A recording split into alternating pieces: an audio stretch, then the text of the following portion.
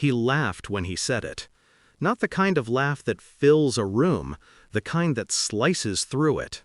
"You're just basic," he chuckled, raising his glass as his coworkers roared. "She was a maid before I married her. Now she organizes my calendar." I smiled. I'd spent years perfecting that smile, the kind that hides humiliation behind grace. I excused myself before my hands betrayed the calm in my voice. 2 hours later, his boss, his brother, and his phone wouldn't stop calling me.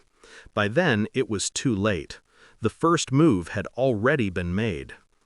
I met Adam when I worked as a housekeeper for a family his company represented. He wasn't rich then, just ambitious. He liked how organized I was, how calm. He used to say I kept chaos away. I believed him. He said he wanted someone real. I didn't know that in his language, real meant replaceable. When he got promoted, he changed suits, cars, and even the way he said my name. He started introducing me as his support system, not his wife. Little things vanished.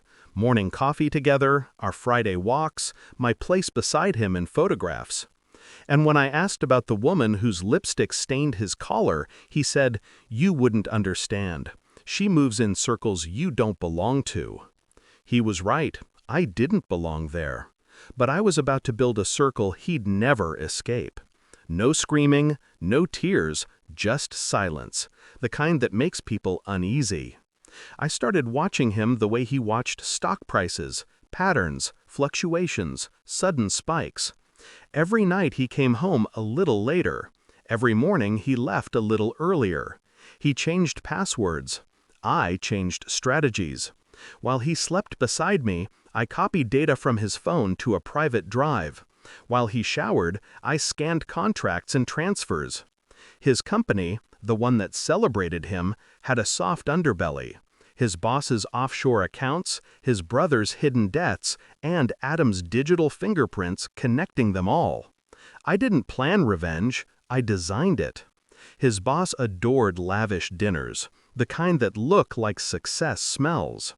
I reserved a private hall for his promotion celebration. Every important name on his contact list got an invite, except him. Instead, I sent his boss a confidential file, anonymous, containing evidence of Adam's personal misuse of company funds, funds he'd actually diverted to his mistress's account, the same woman who sat beside his boss every day. The irony was delicious.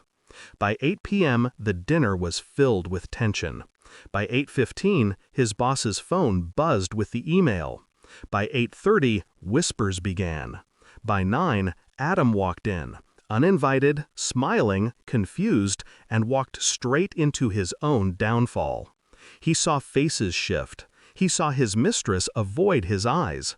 He saw the file on the table with his name printed across the top. I sat at the corner table, wine glass untouched, watching the empire he built on arrogance collapse, one page at a time. He looked at me once, confused. Then he knew. I didn't have to say a word. First his brother, panicking because the shared accounts were frozen. Then his boss, demanding explanations. Then Adam himself. 20 missed calls, 4 voicemails, 1 desperate message. "We need to talk, please." I didn't answer. I just watched the clock tick down on everything he thought he controlled. When he finally showed up at the house, or what used to be our house, he found the locks changed. The deed, quietly transferred to my name months earlier. The company shares I helped him file were now held in trust, by me. The same trust his lawyer overlooked when he laughed about letting the maid handle the paperwork. He banged on the door, shouting my name, demanding, pleading, threatening, the full cycle of a man losing everything. I opened it just long enough to see his face. Red, shaking, small. "You ruined me," he said. I smiled, that same smile from the restaurant. "No, Adam, you did that when you forgot who helped you build it." Then I closed the door. He found out who took his place. Not a man, not a lover. A woman who refused to stay silent. A maid who learned the art of precision.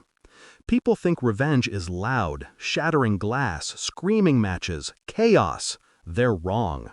Real revenge is quiet.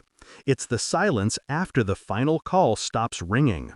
It's the satisfaction of knowing the man who called you basic now has to explain to everyone why the woman who once served him owns everything he lost.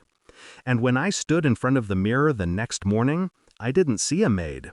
I saw the calm before and after the storm. He found out who took his place. And this time, he couldn't laugh.